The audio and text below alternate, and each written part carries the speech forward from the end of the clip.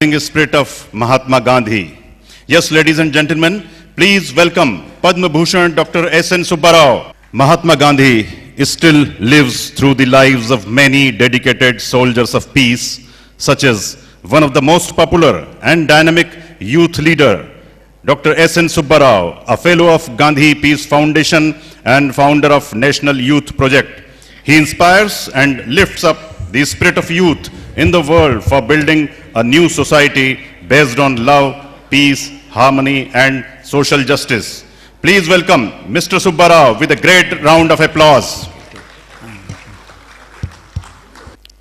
बहुत अच्छा संदर्भ है।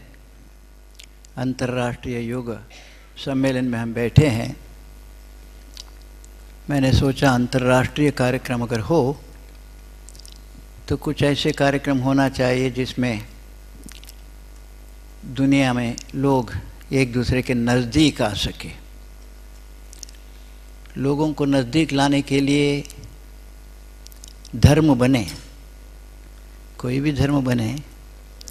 सोचा एक तो लोग अच्छे हों, दूसरा एक दूसरे से जुड़े रहें। लेकिन कितना दुर्भाग्य है, धर्म के नाम से झगड़ा करते हैं। अक्सर मैं बोलता रहता हूँ, यदि सभी धर्मगुरु, मान लीजिए भगवान Ram, Jesus Christ, Lord Buddha, Guru Nanak Dev, Mohammad पैगंबर, सब लोगों की बैठक हो, राउंड टेबल कॉन्फ्रेंस, एक महीने रखा तो भी बहुत शांति से चलेगा। लेकिन जो लोग कहते कि हम इनके अनुयायी हैं, उन सब की बैठक रहे तो 10 मिनट में झगड़ा कर देंगे। तो धर्म के नाम से बहुत झगड़े हुए हैं। कई 2000 वर्षों में कितने हजार लोग मरे धर्म के नाम से। एक धर्म दूसरे धर्म के नहीं, धर्म के भीतर भी। आप जानते हैं करीब 100 साल कैथोलिक्स और प्रोटेस्टेंट लड़ते रहे यूरोप में, दोनों भगवान ईसा को मानने वाले। आज पाकिस्तान में होता है, शिया सुन्नी के झगड़े हो जाते हैं। और भारत में तो कई बार हिंदू धर्म को मानने वाले आपस में लड़ पड़ते हैं।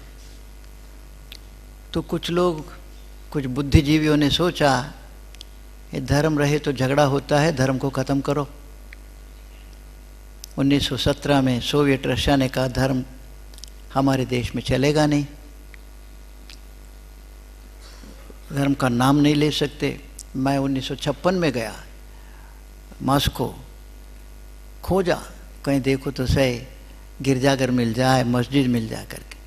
तो ये गिरजाघर क्रेमलिन के बगल में था, दिखाया तो ये तो था कोई ज़माने में गिरजाघर, अभी तो ये लंबर रूम बना हुआ है का। लेकिन आज वहाँ खूब भीड़ लगने लगी है, उसको बड़ा करने पड़ा उस गिरजाघर को। तो 50 साल के धर्महीनता के बाद, धर्म न रहने के बाद लोग मांग करने लगे हमको धर्म चाहिए। खाना मिल रहा है, कपड़ा मिल रहा है, मकान भी है, लेकिन धर्म नहीं हो तो सूना सूना सा लगता है। तो विडंबना है नहीं। धर्म है तो झगड़ा करेंगे धर्म के नाम से, धर्म खत्म कर देंगे तो कहेंगे हमको सूना लगता है। तो भारत बोलता है हमारे पास इलाज है। तो क्या इलाज है? धर्म रहेगा, झगड़ा नहीं रहेगा। स्वामी विवेकानंद ने पहली बार इसकी पहल किया 1893 में Chicago parliament of world religions में। सभी धर्मगुरु पहुंचे थे। शायद स्वामी विवेकानंद सबसे छोटी उम्र के रहे होंगे, 28-29 साल के। सब लोग आए, अपने अपने धर्म की बढ़ाई की। हिंदू धर्म के भी थे उसमें मोटे मोटे किताबें। तो स्वामी जी बड़े संकोच कर रहे थे कि वो तो बहुत बड़ा रोचक कहानी है कैसे वो पहुँचे वगैरह, कि जिन्होंने, उनके पास तो क्रेडेंशियल्स नहीं था जाने के लिए। तो ये एक अचानक उनको एक डॉक्टर राइट नाम के आदमी से मिल गए थे। तो उन्होंने कहा आपको क्रेडेंशियल?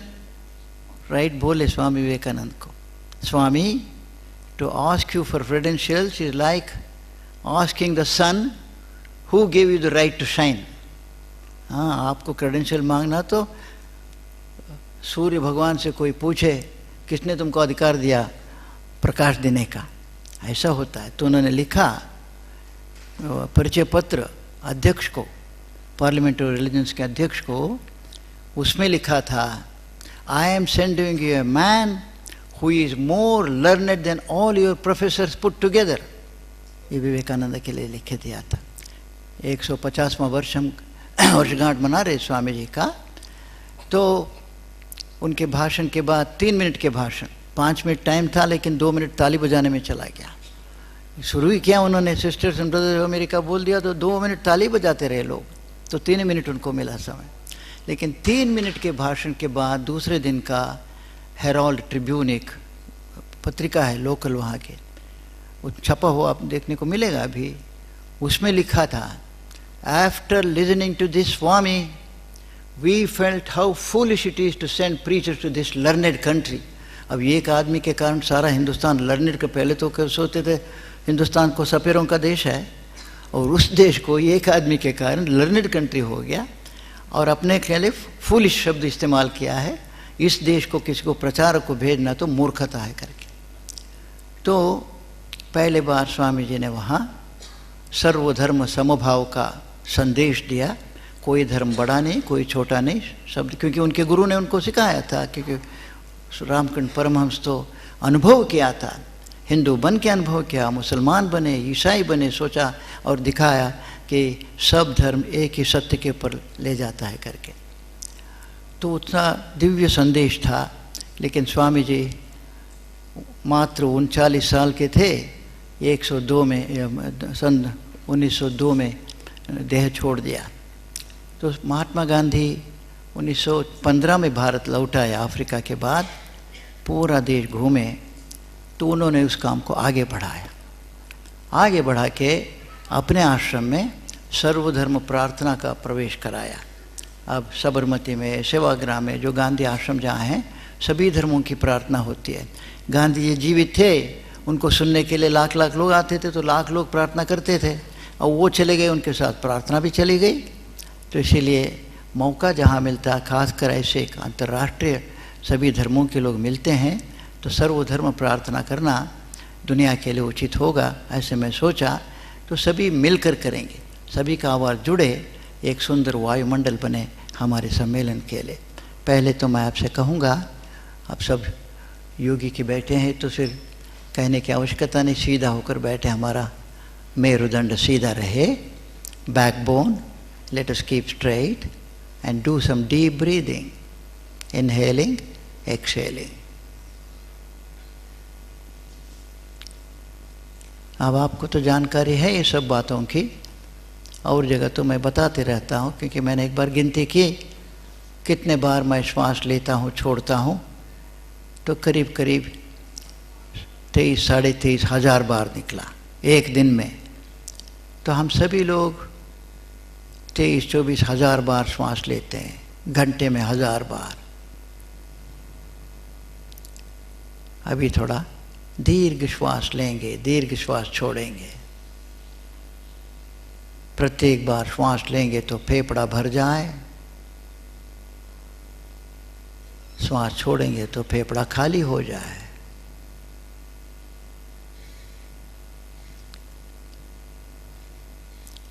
यहाँ आए हुए लोग तो जानते हैं, हम श्वास लेते तब ऑक्सीजन हमारा फेफड़े में जाता है,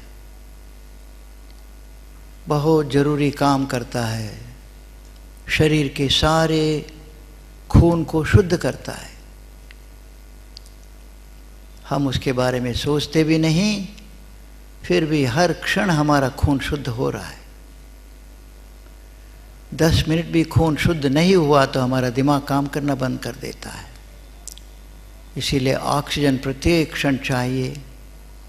दीर्घ श्वास लेंगे, ऑक्सीजन भरेगा हमारे फेफड़े में, सारा खून को शुद्ध करेगा।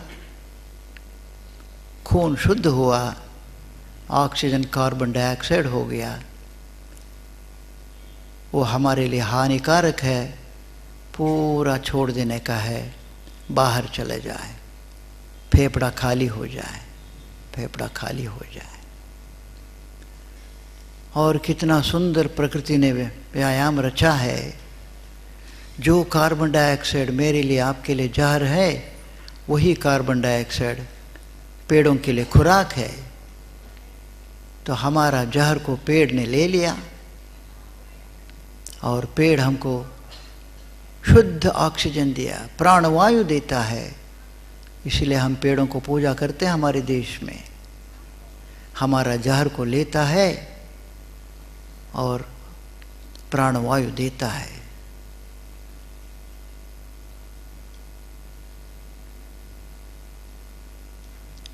यहीं बैठे बैठे हम सभी सोचें, श्वास लेते समय मेरे भीतर शक्ति का श्वास आ रहा है। सोचिए, मैं शक्तिमान बन रहा हूँ, शक्तिमान बन रही हूँ। शारीरिक शक्ति, मानसिक शक्ति, आध्यात्मिक शक्ति मेरी वृद्धि हो रही है। एक एक बार भी श्वास लेता हूँ अथवा लेती हूँ। श्वास बाहर जाएगा तो सोचिए, मेरी ओर से शारीरिक, मानसिक, आध्यात्मिक शक्ति फैल रही है। इस हाल में सबको मिल रही है। मेरे शहर उज्जैन में, मेरे मध्य प्रदेश में, भारतवर्ष में और दुनिया में मेरी ओर से सबको शक्ति मिल रही है। सोचिए, श्वास ले हम पवित्रता का, सोचते सोचते श्वास ले रहे हैं। मेरा मन पवित्र हो रहा है, मेरे वचन पवित्र हो रहे हैं, मेरे काम पवित्र हो रहे हैं, मैं पवित्र बन रहा हूँ, पवित्र बन रही हूँ। सोचिए, श्वास बाहर जाएगा तो सोचिए, मेरे ओर से सारी दुनिया को पवित्रता पहुंच रही है। सोचिए, श्वास लें हम शांति का। अपने आप को सोचिए, मैं एक एक बार श्वास लेता हूँ, लेती हूँ, शांति का मूर्ति बन रहा हूँ अथवा बन रही हूँ। शांति की मूर्ति। श्वास बाहर जाएगा शांति का। दुनिया के कोने कोने में मेरी ओर से शांति का संदेश जा रहा है। सारी दुनिया शांतिमय हो रही है मेरी ओर से। आनंद का श्वास लीजिए। अपने आप को सोचिए, मैं हूं केंद्र बिंदु दुनिया का, सच्चिदानंद का केंद्र बिंदु हूं मैं। कितना अच्छा लगेगा। श्वास बाहर जाएगा, आनंद को फैला है सारे देश में। दुनिया के कोने कोने में सच्चिदानंद का लहर दौड़े। आनंद की दुनिया बन रही है। सोचिए,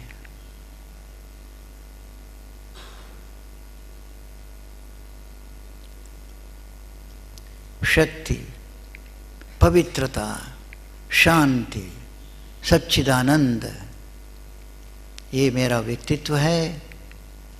ऐसा व्यक्तित्व मैं कौन हूँ? अपने आप से पूछूं, कौन हूँ मैं? इतनी सुंदर चर्चा हुई है, मैं कौन हूँ? हमारे ऋषियों ने कहा, अहम ब्रह्मास्मि, मैं तो साक्षात ब्रह्म हूँ। कितना सुंदर वर्णन है मैं कौन हूँ का जवाब। भगवान बुद्ध जाते जाते बोल गए, आप दीपो भवा, वो दिव्य ज्योति आप ही हैं बोले। सिख गुरुओं ने गाया, मन तू ज्योत पहचान, कहाँ है वो ज्योति? आपके ही मन में है बोलते हैं। ईसाई धर्म भी बोलता है, the kingdom of heaven is with in you. आपके भीतर स्वर्गलोक है बोलता है। इस्लाम के सूफी संतों ने गाया, अपने आप को पहचानो तो खुदा को पहचाना। जैन धर्म कोई दूसरे ईश्वर को मानता ही नहीं। मनुष्य अपने सद्विचार से, सत्कर्मों से मनुष्य ही ईश्वर बनता है। तो मैं कौन हूँ? मैं ईश्वर हूँ। खुदा हूं।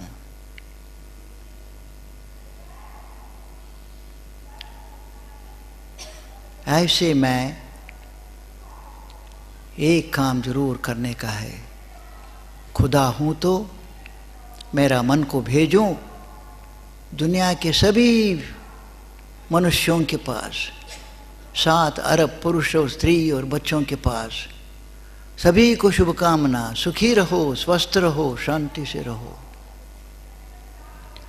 दुनिया के अरबों प्राणियों के पास जाए मेरा मन, सभी के लिए सुख दे, स्वास्थ्य दे, शांति दे।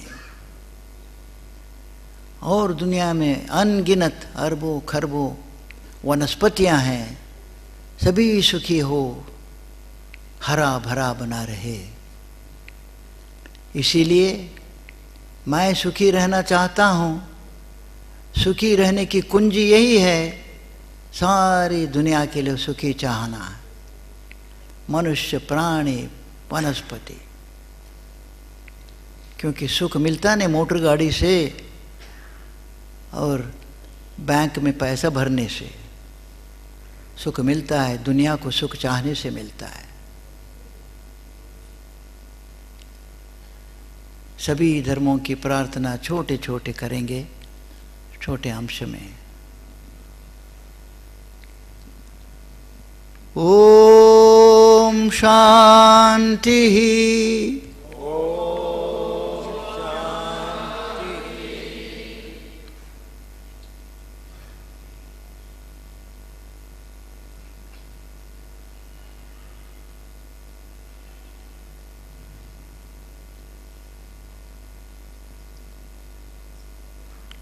बौद्ध धर्म से शुरू करें, सभी मिलकर कहेंगे, बुद्धं शरणं गच्छामि,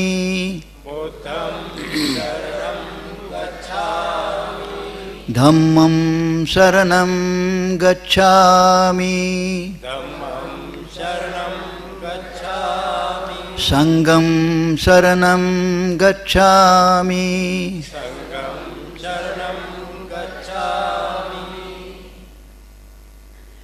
सनातन धर्म जिसका नाम बाद में हिंदू धर्म पड़ा, ईशावास्यम इदं सर्वं यत्किंच जगत्यां जगत् तेन त्यक्तेन भुञ्जीथाः मा गृधः कस्य स्विद्धनम्। इस्लाम औज़ु बिल्लाहि मिनश शैतान निर्रजीम बिस्मिल्लाहिर्रहमान निर्रहीम। कुल हु अल्लाहु अहद अल्लाहुस समद लम यलिद व लम यूलद लम यकुल लहु कुफुवन अहद। पारसी धर्म ज़ोरास्ट्रियन मजदा आत्मय वैष्टा श्रवावोश्चा श्योथनाचा ववौचा।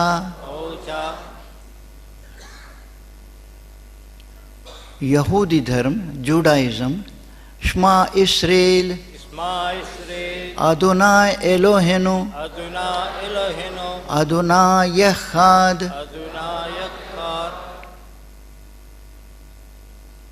ईसाई धर्म Our Father who art in heaven, hallowed be thy name, thy kingdom come, thy will be done in earth as it is in heaven. Sikh धर्म एक ओंकार सतनाम कर्ता पुरख निर्भव निर्वैर अकाल मूरत आजुनि से भंग गुरु प्रसाद जप आदि सच जुगादि सच है भी सच सच, नानक होसी भी सच। नानक होसी भी सच। जैन धर्म नमो अरिहंताणम, नमो अरिहंताणं, नमो सिद्धाणम, नमो सिद्धानं, नमो आयर्याणम, नमो आर्यानं, नमो वुवज्झायाणम, नमो वज्रायानं, नमो लोये नमो लोये सव्वसाहूणम। सव्यसाहूनं।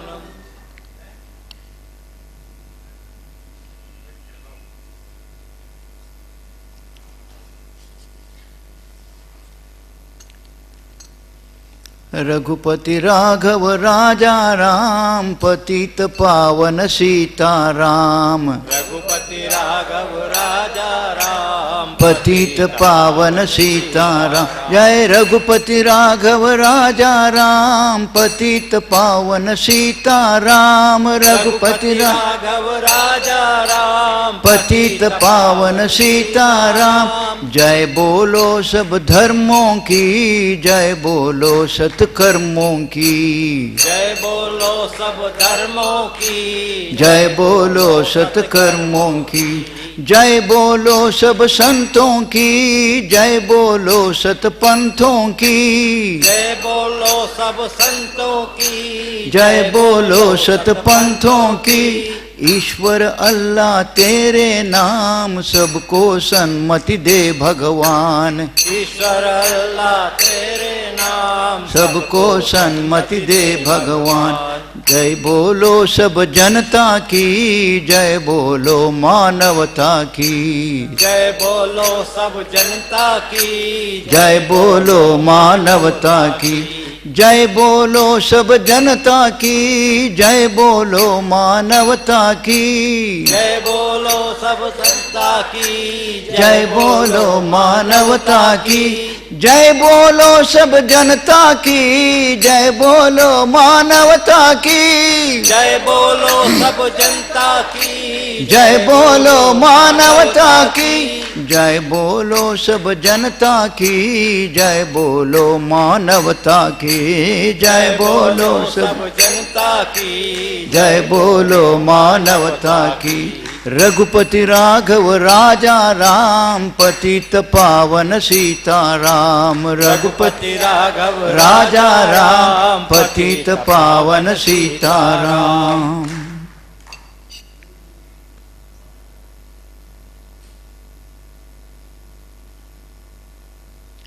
एक मिनट का मौन संगीत सुन रहे हैं। दुनिया में तरह तरह के संगीत है। मौन संगीत बहुत सुंदर संगीत है, फैलना चाहिए संगीत, मौन संगीत।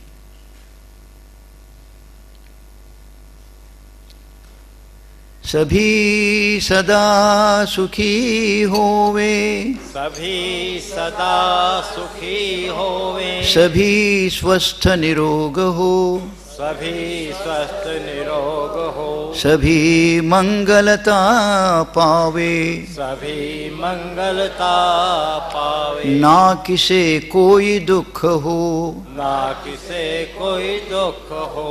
ओम शांति ही ओम शांति शांति ही शांति शांति ही। शांति।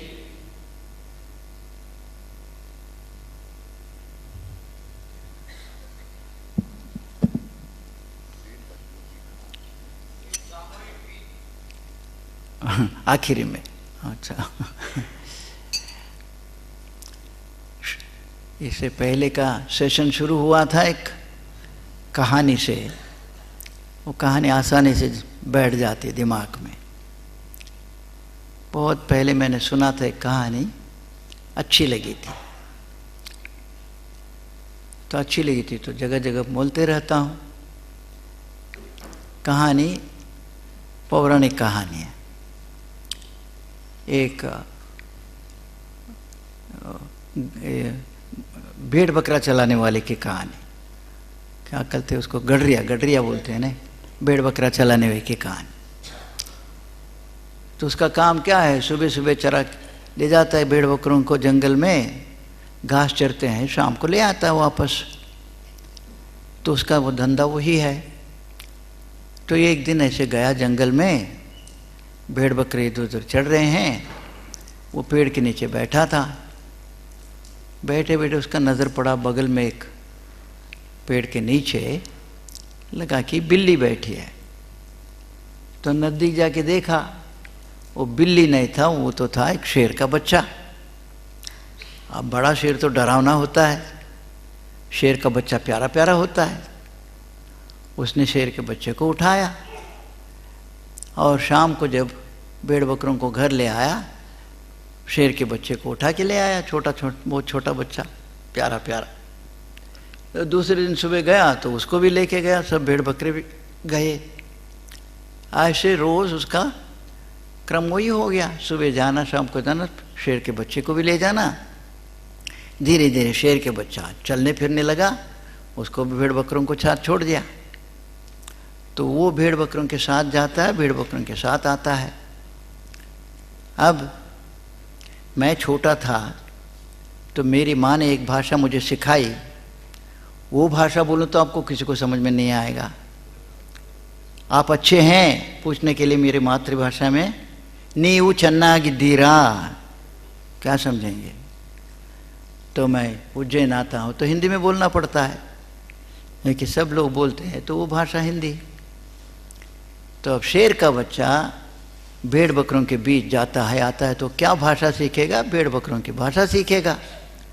सब भेड़ बकरे ब्या ब्या ब्या कर रहे हैं तो ये शेर का बच्चा भी ब्या ब्या करने लगा था उसके साथ। और उसी तरह मेरी माताजी मुझे सुबह खिलाती थी स्कूल जाते समय।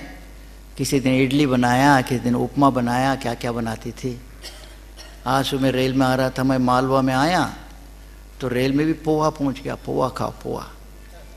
तो यहाँ आता हूँ तो पोहा खाऊंगा, तो जहाँ जाएगा वहाँ का खाना खाएगा। तो अब भेड़ के बकरों के साथ शेर का बच्चा तो क्या खाएगा? तो घास खाएगा। तो घास खाना, ब्या ब्या भाषा बोलना, माने सब भेड़ बकरे के साथ वो भी भेड़ बकरा हो गया। ऐसा क्रम चल रहा है। एक दिन एक बड़ा शेर आ गया जंगल से, दूर से गर्जना उसका हो सुना तो सबसे पहले तो गडरिया भागा, अरे मुझे खा जाएगा। भेड़ बकरे इधर उधर भाग गए, शेर आ गया बचाओ बचाओ। शेर का बच्चा था वो भी भागा, वो भी चिल्ला रहा है शेर आ गया बचाओ बचाओ बचाओ। तो बड़ा शेर आके देखा, अरे ये गडरिया तो मेरा डर है, मैं खाता हूँ उसको। एक भेड़ बकरे को मेरा डर है, उसको खा जाता हूँ, लेकिन उसके बीच एक बेवकूफ़ है, शेर का बच्चा भाग रहा है। तो सब दूसरों को छोड़ा, बड़ा शेर जाके छोटे शेर को पकड़ लिया। अब छोटे शेर चिल्लाने लगा, अरे मुझे शेर पकड़ लिया, बचाओ बचाओ बचाओ बचाओ, चिल्लाने लगा। बड़ा शेर ने कहा, तुम भी शेर है? छोटा बोलता, नहीं नहीं नहीं महाराज, मैं बकरा हूँ, मुझे मत खा जाओ, मुझे छोड़ दो। बड़ा बोल रहा है तुम शेर है, और छोटा बोलते नहीं नहीं नहीं मैं बकरा हूँ, छोड़ दो। तो बड़ा शेर ने सोचा कैसे समझा इसको, कान पकड़ के खींच के ले गया। थोड़ा पानी वहाँ छोटा सा पुकुर था, उसमें देखा, देख तुम्हारा चेहरा मेरा चेहरा कैसा देख। छोटा देखता दोनों एक से, उसने कभी शीशा नहीं देखा था बेचारा गडरिया के घर में। तो पहली बार अपना चेहरा देखा और देखा शेर का चेहरा मेरा चेहरा एक ही है। अरे मेरा चेहरा तुम्हारा चेहरा जैसे। तो बड़ा बोलता, और क्या? अरे मैं तो सोच बैठा हूँ कि मैं बकरा हूँ। बड़ा ने कहा, हट पागल कहीं का, तुम शेर है, एक बार दहाड़ो। वो था तो असली शेर है, दहाड़ो तो आवाज़ निकला। तो बड़ा शेर उसको बोला, आप कभी डरने का नहीं, चल मेरे साथ जंगल में, हाथी भी आ जाए तो डरना नहीं चाहिए, तुम शेर है, चलो करके ले गया। एक कहानी इसीलिए बनाया कि हमारे देश की विशेषता ये है, धर्म के नाम से खूब चर्चा होती थी, बहस होती थी। मेरी बात मैं बोलता, आपकी बात आप बोलते, सहमति हो तब तक चर्चा होती होती होती रहती थी। अब उसका नतीजा देखिए ना, हमारे देश में अब एक जीसस क्राइस्ट हुए इजराइल में, इतना अच्छा जीवन, सात्विक जीवन, दूसरों की भलाई कहना और हमेशा ईश्वर की बातें करना, लेकिन वहाँ के राजा की बात नहीं माना, भिन्न बात हुई, सूली पे चढ़ा दिया। तो हमारे देश में भगवान महावीर भी, भगवान बुद्ध भी, जो कुछ तब तक मान्यताएं थी सबको तोड़ डाला। ये कहाँ भगवान की बात करते हो, कोई भगवान दूसरा है ही नहीं। तो कोई दूसरा देश में कहते तो सूली पे चढ़ाते, लेकिन भारत में लोगों ने देखा पवित्र जीवन इनका, महावीर भगवान माने कितना त्याग उनका। दोनों ऐसे राज्य छोड़ा हुआ है, दुनिया की भलाई के लिए छोड़ा है, और स्वार्थ का नाम ही नहीं है। तो हमसे भिन्न मत रखता है, लेकिन पवित्र जीवन है तो अवतार बना दिया भगवान बुद्ध को, रामावतार, कृष्णावतार, वामनावतार, उसी के साथ साथ बौद्धावतार बना दिया। तो किसी देश में शूली पे जाता और हिंदुस्तान में अवतार बनता और भगवान बन जाता, महावीर भी भगवान बुद्ध भी। तो ये बहस खूब होती थी, और ये एक विषय जिसके बारे में बहस होती रही भगवान विषय है तो कहाँ है। तो उसकी कोई बोलते आसमान में है, दूसरा बोलता नहीं है आसमान में नहीं है, कहीं और है, जंगल में है, कहाँ है कहाँ है। खूब बहस के बाद आखिर में एक मत पर सब राजी हुए। वो राजी हुए भगवान सर्वत्र है तो सर्वत्र, लेकिन मनुष्य में वो विशेषकर है। ये बात उन सब ने सहमति बनी सबकी। तो भगवान कहाँ है, मनुष्य में है, उन्होंने तय किया। तो ये समझाने के लिए कहानी बनाया। मनुष्य अपने आप को समझ बैठा है, मैं दुष्ट हूँ, मैं बेईमान हूँ, भ्रष्टाचारी हूँ, कत्ल करने वाला हूँ। तो कैसे हो गया, अपने आप को पहचाना नहीं। ये कहानी इसीलिए बनाया, पहचानो अपने आप को, आप क्या हैं। आप अपने आप को नालायक समझते हैं, नाचीज समझते हैं, कमज़ोर समझते हैं, सब छोड़ो। You are the divine spark. Never think you are weak, never think you are useless, you are divine divine divine.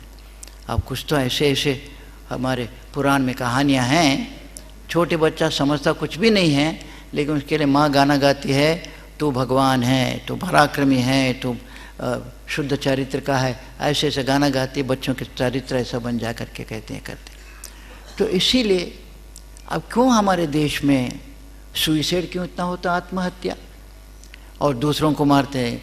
एक तरफ दूसरों को मारने का कितने हत्याएं हो रही है, आत्महत्या भी एक हत्या है। क्यों होता है, मनुष्य अपने आप को पहचाना नहीं है। तो इसीलिए अब योगा, आखिर में योगा का लाभ क्या होना चाहिए, दूसरा सब ठीक है, शरीर स्वस्थ होना चाहिए, मन स्वस्थ होना चाहिए। योगा करने से याद विकास भी चेंज हो जाता है, कंसंट्रेशन होता है, किसी चीज़ पर केंद्रित कर सकते हैं, बहुत कुछ लाभ मिलता है। लेकिन अंतिम क्या है, अंतिम पहचानना है, मैं और तुम एक ही है। I am the divine spark, I am not a useless creature, I am not a weakling, because I am divine in nature. तो मुख्य रूप से अपने आप को पहचानना है, मैं दिव्य हूँ, दिव्य ज्योतिमय हो करके। तो ये छोटे बच्चों को सिखाने का है, क्योंकि अब बच्चों में देखता हूँ, खासकर मैं विदेशों में कैंप चलाता हूँ, अमेरिका में कुछ बच्चों का कैंप, इतने प्यारे प्यारे 9 साल के, 10 साल के, 11 साल, इतने प्यारे प्यारे बच्चे। 13 साल 14 साल का हो गया तो सारी के सारी समस्याएं आ जाती हैं। अब ये घर में रुका था, भारतीय घर, वो मेरे एक भाई हैं, वो कुछ हिंदुस्तान में रहते हैं, कुछ अमेरिका में रहते हैं। तो उनके घर में वो अमेरिकन काम करने वाली आती है, मेड। वहाँ काम तो बहुत कम रहता है, क्योंकि कपड़े सब वॉशिंग मशीन में चला जाता, कपड़ा हो गया काम, बर्तन सब डिशवॉशर में जाता, उसका काम ख़त्म हो गया, और वैक्यूम क्लीनर सफाई कर देता, उसका काम हो गया। काम तो होता नहीं, लेकिन पैसा बहुत लेती है वो। उसका नाम है शरान। तो 2 घंटे के लिए आती है, 5 दिन, तो $500 लेते हैं। अगर 5-10 घर में गई तो उसका $5,000 हो गया, और $5,000 माने हमारे हिसाब से तो 5,000 × 50, तो लाखों रुपए, इसलिए अपनी मोटर में आती है। खैर, अब ये एक दिन मैं कुछ टाइप कर रहा हूँ, और सब घर के लोग बाहर गए थे। ये शरान थी तो मेरे कमरे में आ गई, बड़ बड़ बड़ बड़ बोल रही, क्योंकि काम तो ख़त्म हो गया आधा घंटे में। तो मैं कर रहा था तो उसको छोड़ के कहा, भाई क्या बोल रही हो? वो बोली, मैं 10 मिनट में बोल रही हूँ, आपने सुना भी नहीं। मैंने कहा अच्छी बात है, मेरा काम बंद करता हूँ, बोलो क्या कहना। तो शरान बोलती है, मेरे बड़े लड़के को घर से मैंने निकाल दिया। मैं कहा बहुत अच्छा, बधाई, अच्छा काम किया तुमने। क्या उम्र थी? 16 साल का। 16 साल के लड़के को निकाल दिया घर से? क्यों निकाल? पति को तो पहले ही निकाला है, या तो वो निकाला या निकाले, जो भी हुआ होगा। क्योंकि अमेरिका में तो कुल 6 करोड़ परिवार है, उसमें करीब करीब 3 करोड़ परिवार में उसको उन्होंने एक शब्द ही बना गया है, सिंगल पेरेंट फैमिली। पति हो तो पत्नी नहीं, पत्नी हो तो पति नहीं, दोनों जीवित हैं, अलग अलग चलाते, डाइवोर्स होता है।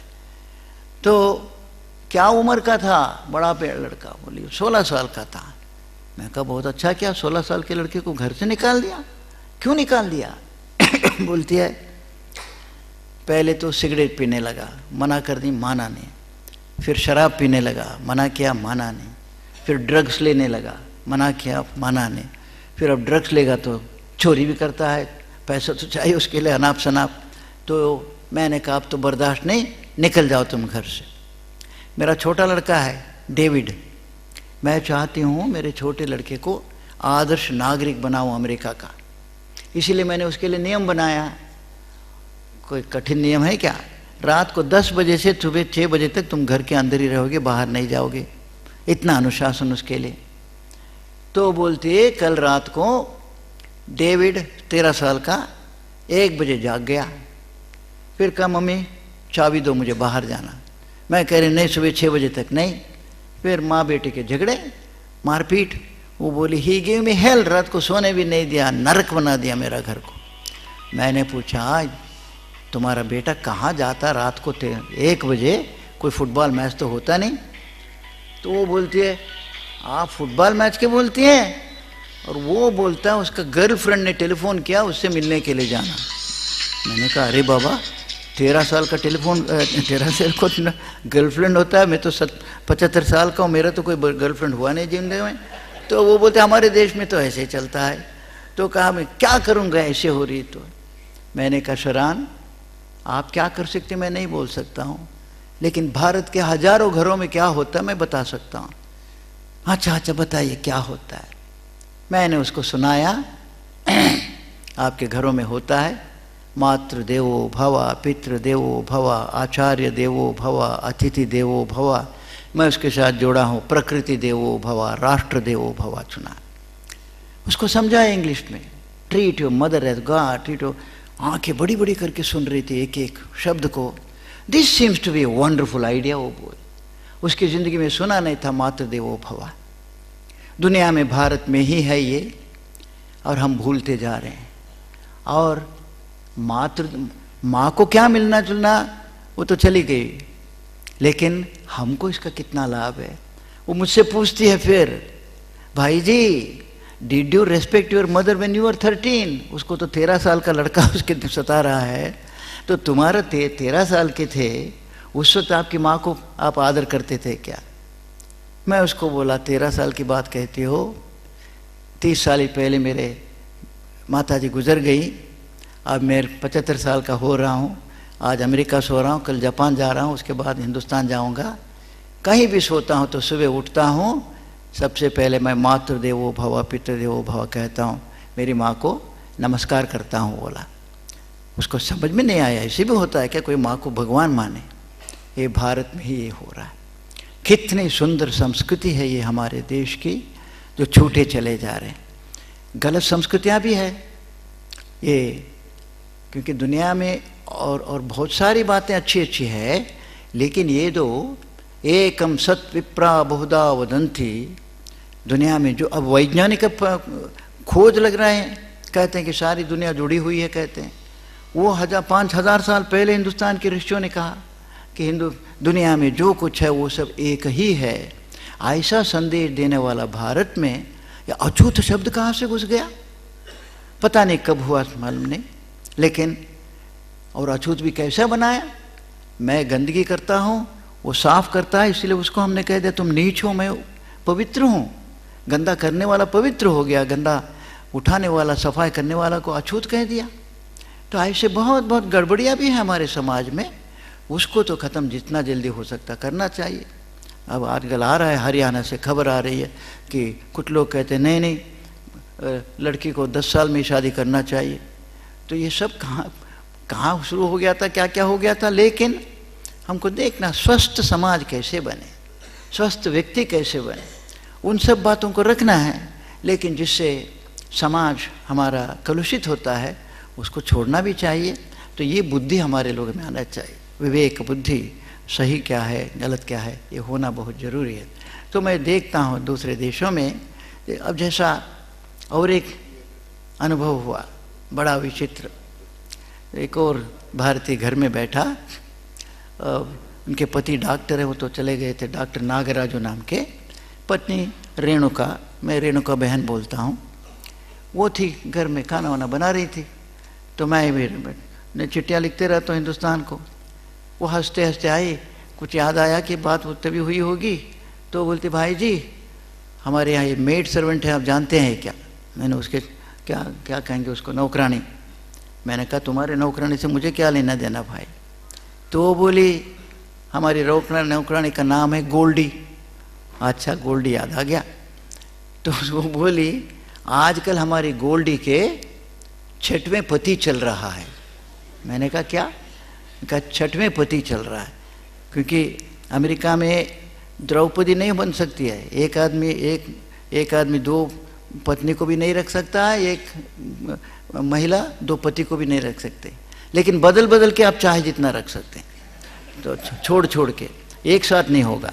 अच्छा, तो रेणुका जी ने कहा मुझे, मैंने पूछा गोल्डी से तुमने 4थे पति को क्यों छोड़ दिया। मैं छोड़ दिया। मैंने कहा नहीं नहीं ये सब कारण होते छोड़ने के लिए, वो तुम्हारा पिटाई करता था क्या। नहीं नहीं वो बहुत अच्छा था, पैसा ला के मेरे पास दे देता था। कोई छोड़ देते, नौकरी चली गई पति के तो बेकार है, दूसरे के साथ जाऊंगी कहते। नहीं नहीं नौकरी बहुत अच्छी थी, और तरह तरह के सारा बीमार हुआ क्या। नहीं बहुत अच्छा, देखने में अच्छा, सब कुछ अच्छा अच्छा अच्छा। तो फिर क्यों छोड़ दिया 4थे को, 5वीं को ले लिया। तो जवाब आप मानेंगे, रेणुका जी ने मुझे बताया। अब मैं रेणुका बहन जिसको बोलता हूँ, वो उनकी नौकरानी उनको कहते रेणु। तो पूछा क्यों छोड़ दिया 6वीं को या 4थी को।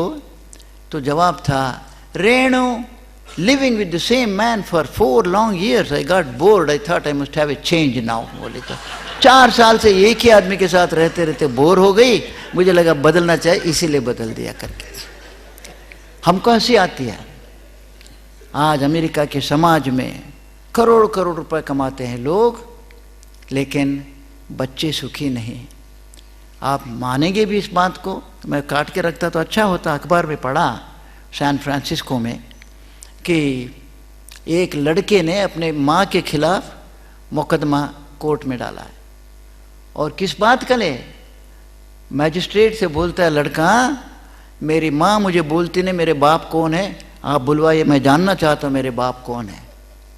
अगर ये लड़का जाकर अगर बंदूक पकड़ेगा और या शराब पिएगा, क्या कहेंगे उसको। तो इसीलिए हिंदुस्तान में मैं हिंदुस्तानी लड़के लड़कियों को भी वहाँ बोलता हूँ, अपनी मर्जी से शादी जरूर करो, लेकिन माता पिता को साथ रखो। कितने ही तुमको लगेगा, लेकिन माता पिता से ज़्यादा हितकांक्षी तुम्हारे लिए कोई मिलेगा नहीं। इसीलिए क्योंकि जब ये प्यार के आ जाते, सिनेमा में गए था लड़का लड़की, देखा अच्छा शादी करेंगे और 1 साल के बाद अलग हो गए। तो इसीलिए बहुत कुछ सीखेंगे अमेरिका से, कितना स्वच्छ रखते उनकी सड़कों को, कितना समय से काम करते हैं, ये सब सीखेंगे। लेकिन कुछ बातों के ऊपर बारे में, क्योंकि सिनेमा में आ जाते हैं, सारी बातें आती हैं ऐसे सिनेमा में, वो देखे हमारे देश में भी होता है। तो ये देश में अभी 2-3 दिन पहले अखबार में पढ़ा कि वो 2050 तक इंग्लैंड में बहुत कम परिवार होंगे। तो परिवार होंगे नहीं, शादीशुदा होंगे ही नहीं, वो अलग है ये अलग है, लेकिन बच्चे भी पैदा हो रहे हैं, समाज चल रहा है। ऐसा समाज का हाल क्या होगा। और मिचिगन एक स्टेट है, एक राज्य है अमेरिका में, वहाँ के हाई स्कूल के अध्यापकों का उन्होंने एक रिसर्च किया, एक प्रश्न पूछा उनसे कि आपको कई चीज़ें थी, लेकिन एक बात उसमें थे, आपको स्कूल में सबसे ज़्यादा परेशानी किस बात की है? हाई स्कूल के करीब 80% अध्यापकों ने, 80 से ज़्यादा % अध्यापकों ने यही कहा, घर में बच्चों को माँ बाप का प्यार नहीं मिलता है, वो आके यहाँ अनुशासन बिगाड़ते हैं स्कूल में, ये हमारी सबसे ज़्यादा परेशानी है। बोले माँ बाप का प्यार बच्चों को नहीं मिल रहा है, और बहुत बच्चे पिता को उन्हें जानते ही नहीं, कई हजारों। तो इसीलिए क्या होता है, उसके बाद कोई तो नाना के साथ रहता है, कोई दादा के साथ पले हैं, और ऐसे लोग अमेरिका में एक बात करते हैं बहुत सारा, वो पश्चिमी बहुत देशों में करते हैं, कोई जुल्म करता है तो उससे पूछते हैं कैसे तुम हो गए ऐसे जुल्म करने के लायक।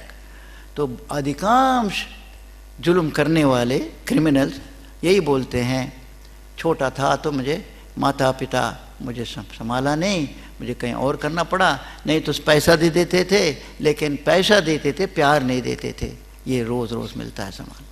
तो इसीलिए अब हिंदुस्तान ज़्यादा आके अमेरिका वाले करने लगे कि परिवार रचना करने लगे हुए हैं। नहीं हो तो मैं पहले मुझे अनुभव होता तो बड़ा शॉक हुआ था।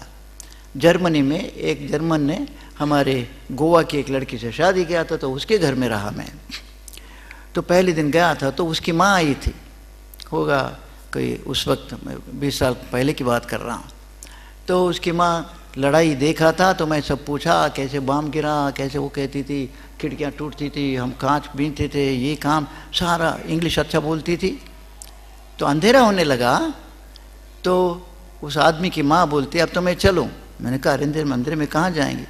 मैंने कहा मैं मेरा घर जाऊँगी। अरे ये तुम्हारा घर नहीं है क्या? नहीं ये तो मेरे लड़के का घर है। तो लड़के घर हो तो यहीं रह जाओ ना। अरे ऐसा कैसे हो सकता है, लड़के के घर में रह जाऊँ? वो विधवा है, पिता नहीं है, लेकिन माँ को लगता है लड़के के घर रहना माने वहाँ पाप करना है ऐसे, तो इसलिए वो अकेली रहती है, अपने घर में जाती है। और लड़का हो चाहे लड़की हो, 18 साल 19 साल के बाद पिता माता के साथ रहना बोलते जुल्म है। 18 साल के हो गए तो अलग होना ही चाहिए, नौकरी खोजो, क्या करो। तो इस तरह का दुनिया में अब लोग सोच रहे भारत, कोई आते हैं हमारे जौरा में आश्रम है मुरैना ज़िले में, तो वहाँ विदेशी आते हैं, उन सबको मैं एक जैन परिवार में भेजता हूँ। उस जैन परिवार में 73 लोग हैं सदस्य, अब और बढ़ गए होंगे, मैं तो कुछ दिन पहले। तो 73 लोगों का खाना बनता है। तो वही अमेरिका वाला, रूस वाला ये सब आता है तो कहता है अरे हमारे यहाँ तो 4 से ज़्यादा हो जाए तो लगता है बहुत बड़ा परिवार हम मानते हैं, अब 73 लोग हैं। तो ये हिंदुस्तान की विशेषता है, और जिससे सबसे बड़ा लाभ क्या होता है, बच्चों को दादा दादी नाना नानी का प्यार तो मिलता है, बल्कि मार्गदर्शन मिलता है छुटपन में। न नाना नानी सोचते हैं न बच्चा सोचता है, अपने आप चरित्र बन रहा है उसका।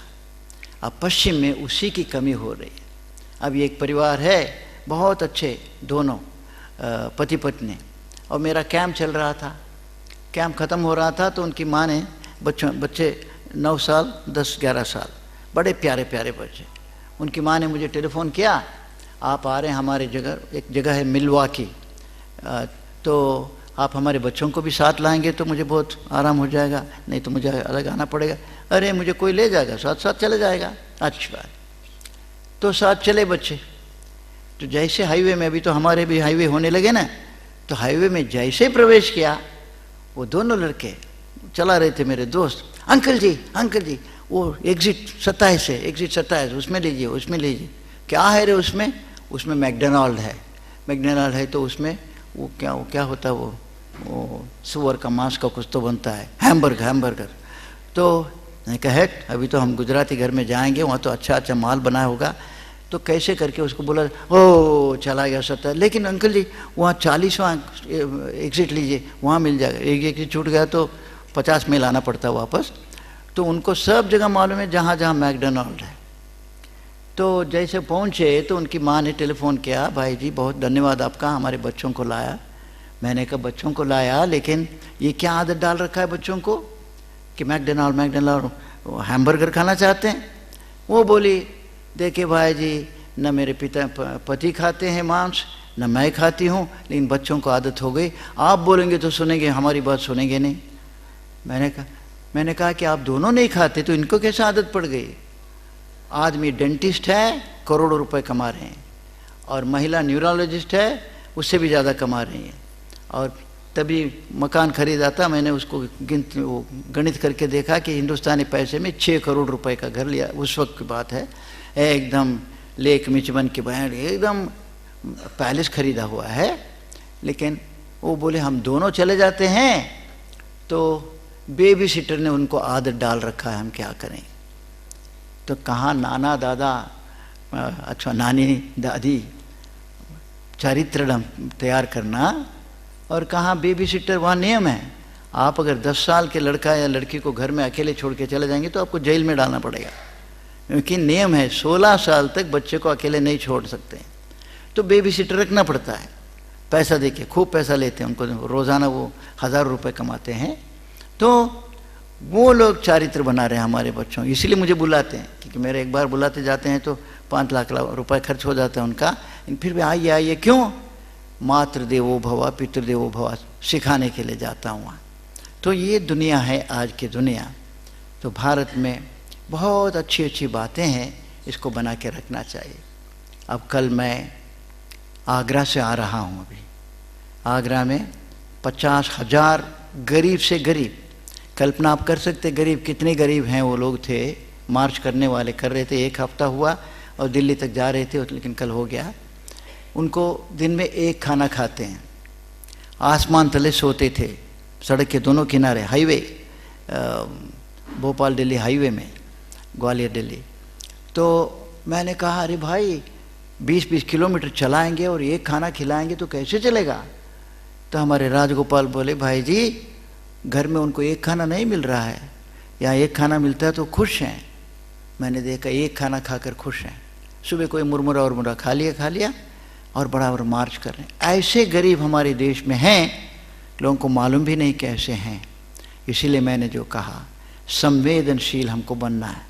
तो ये लोग मार्च करने लगे, तो प्रधानमंत्री को परेशानी हुई, मुझसे कहा इनको रोक दीजिए, तो रोकने का भी तैयार हो गए थे, लेकिन देखा उनकी मांग मानने के लिए तैयार नहीं थे।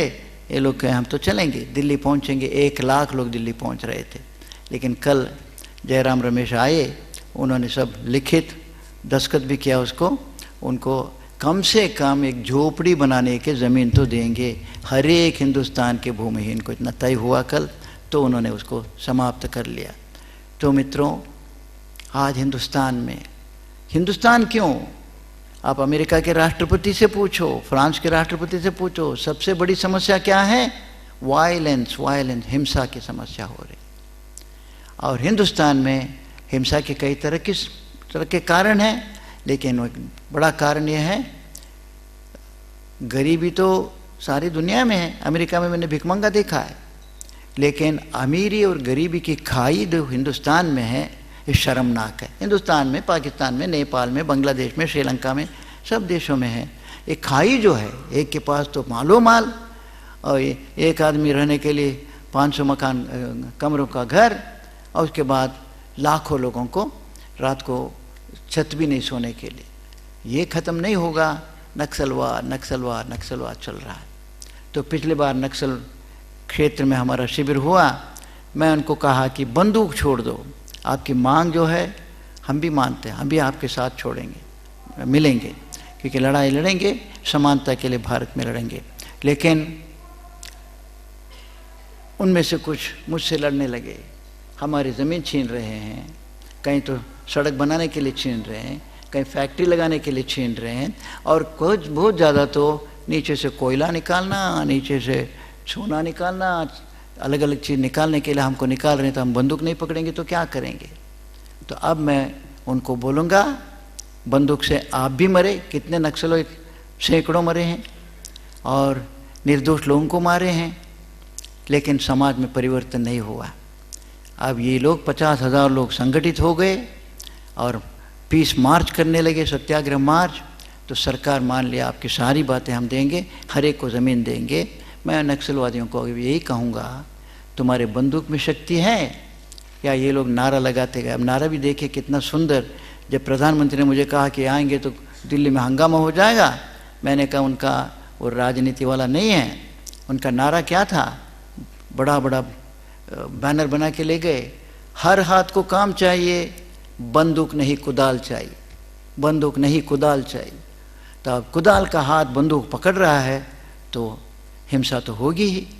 तो बंदूक की जगह कुदाल कैसे हो सकता है, गांव-गांव में नौकरियां कैसे मिल सकती है, इसका हम सबको सोचना है।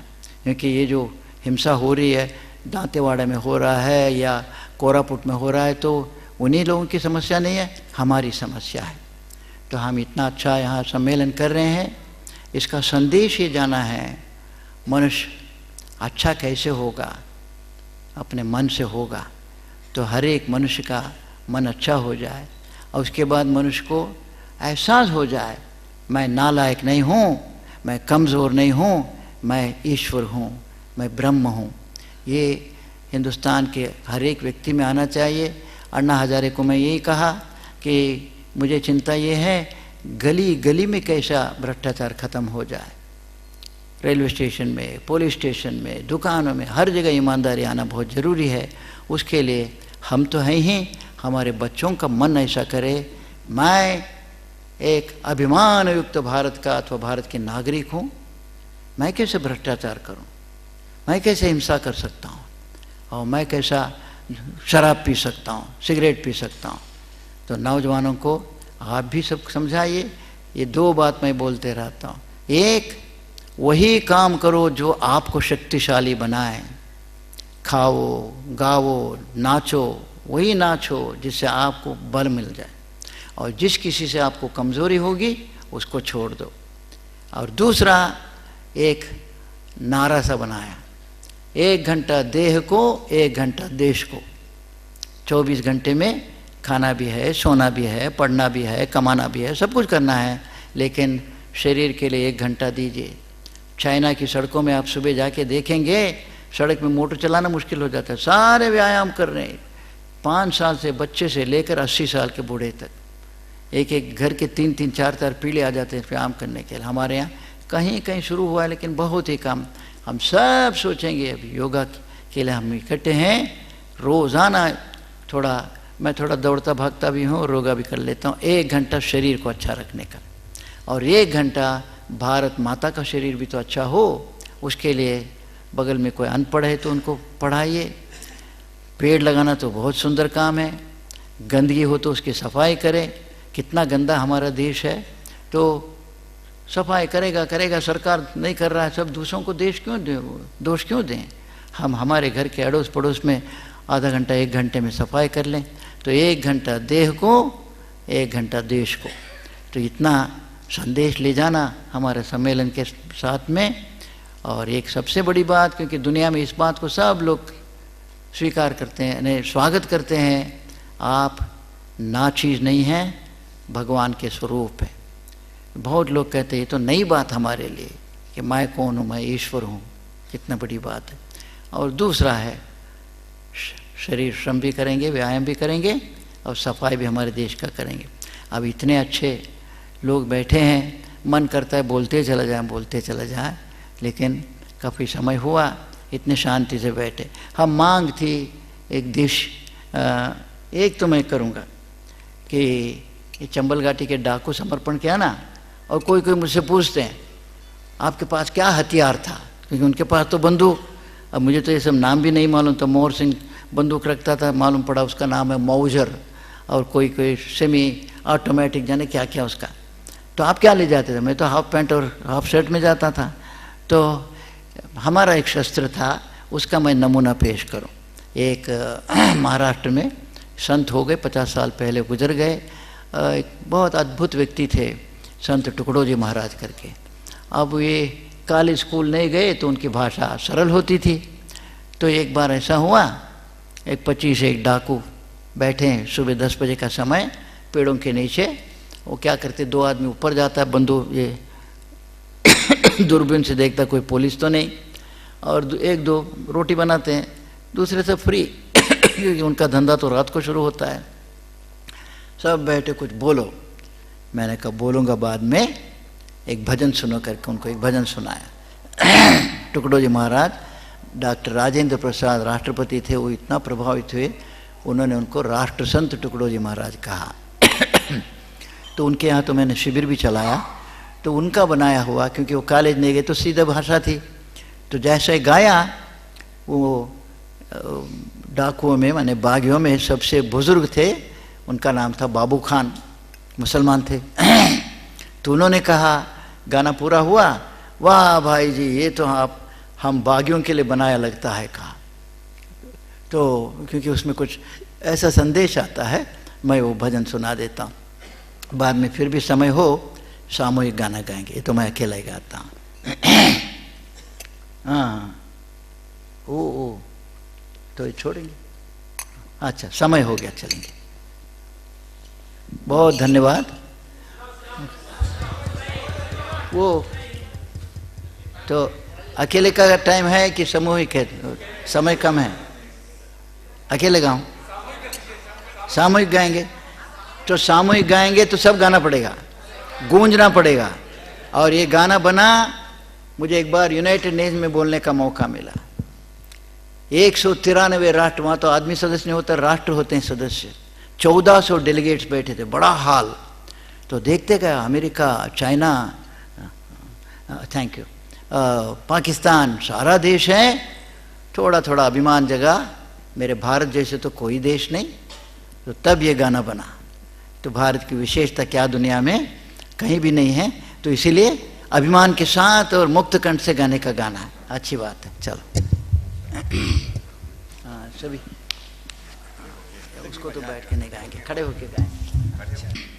ये एक दुलारा देश हमारा प्यारा हिंदुस्तान, एक दुलारा देश हमारा प्यारा हिंदुस्तान।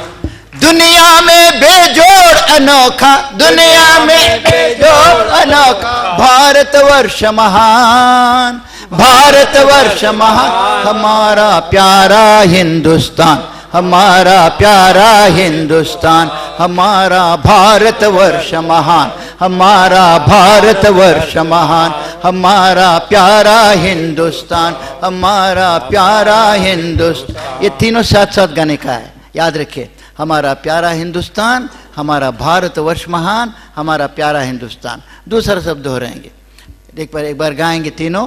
प्यारा हिंदुस्तान, भारतवर्ष महान, हमारा प्यारा हिंदुस्तान। गाइए, हमारा प्यारा हिंदुस्तान, हमारा भारतवर्ष महान, हमारा प्यारा हिंदुस्तान।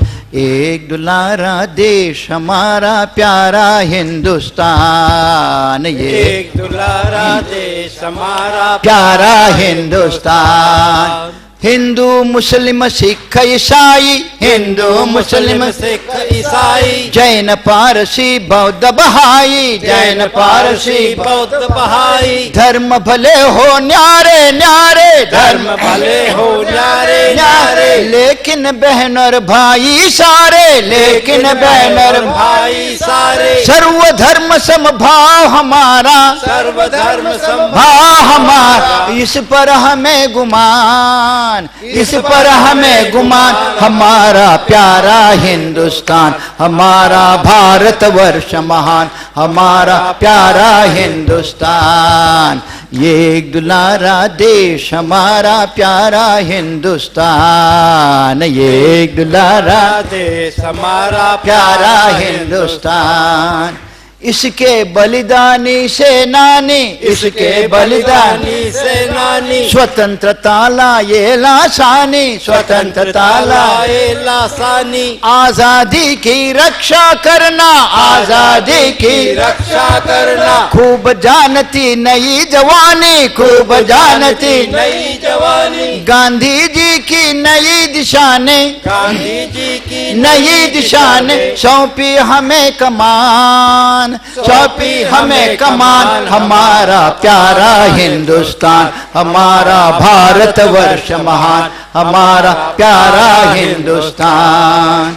ये एक दुलारा देश हमारा प्यारा हिंदुस्तान, ये एक दुलारा देश हमारा प्यारा हिंदुस्तान।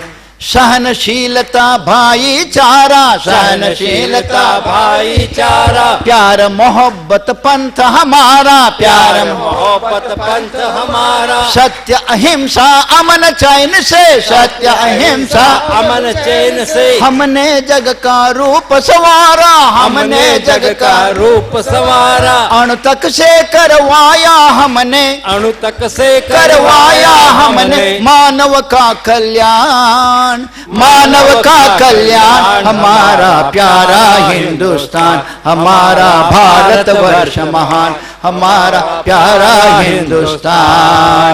एक दुलारा देश हमारा प्यारा हिंदुस्तान, ये एक दुलारा देश हमारा प्यारा हिंदुस्तान।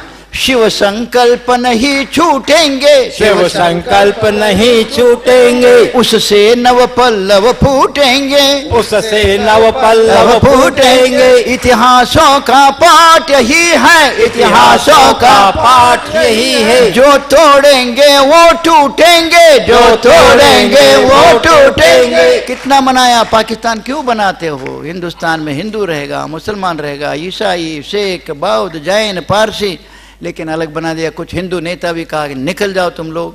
दुर्भाग्य से पाकिस्तान अलग बन गया और पाकिस्तान भी तो टूट गया। नाम तो रखा उसका इस्लामिक रिपब्लिक ऑफ पाकिस्तान, मुसलमान का राष्ट्र हुआ, पश्चिम में मुसलमान, पूर्व में मुसलमान, फिर भी टूट गया। बांग्लादेश अलग बन गया। तो हिंदुस्तान में कभी तोड़ने की बात नहीं करेंगे, जोड़ेंगे। सभी धर्म, सभी जाति, सभी भाषा, सब हम एक करते रहेंगे। इसलिए हमारे बाबा हमटे जोड़ो जोड़ो भारत जोड़ो नारा लगाया, सारे देश में घूम के आए। जोड़ो जोड़ो भारत जोड़ो, जोड़ो जोड़ो भारत जोड़ो। जो तोड़ेंगे वो टूटेंगे, जो तोड़ेंगे वो टूटेंगे। लक्ष्य हमारा जय जगत, लक्ष्य हमारा जय जगत, जय जगत, जय जगत। लक्ष्य हमारा जय जगत, लक्ष्य हमारा जय जगत। नारा है निर्माण, नारा है निर्माण। हमारा प्यारा हिंदुस्तान, हमारा भारत वर्ष महान, हमारा प्यारा हिंदुस्तान। ये एक दुलारा देश हमारा प्यारा हिंदुस्तान, ये एक दुलारा देश हमारा प्यारा हिंदुस्तान। दुनिया में बेजोड़ अनोखा, दुनिया में बेजोड़ अनोखा भारत वर्ष महान, भारत वर्ष महान। हमारा प्यारा हिंदुस्तान, हमारा भारत वर्ष महान, हमारा प्यारा हिंदुस्तान, हमारा भारत वर्ष महान। बोलो भारत माता की जय। हाँ, अच्छा, ये भी अच्छा, एक बार कर लें। मैं कहूंगा, देखिए, जय जय जय जय जय जय जय हाँ, जय जय जय जय जय जय जय जय जय। बोलो भारत माता की जय जय जय जय। हाँ, सीख लिया। अच्छा, ठीक है। बहुत बहुत धन्यवाद। नमस्कार। धन्यवाद परम आदरणीय श्रद्धेय श्री सुब्बाराव जी। अपने विचार, अपनी स्मृतियां और बापू को जीवंत करने के लिए और लगभग विस्मृत हो चुकी राष्ट्र भक्ति को जागृत करने के लिए बहुत बहुत धन्यवाद।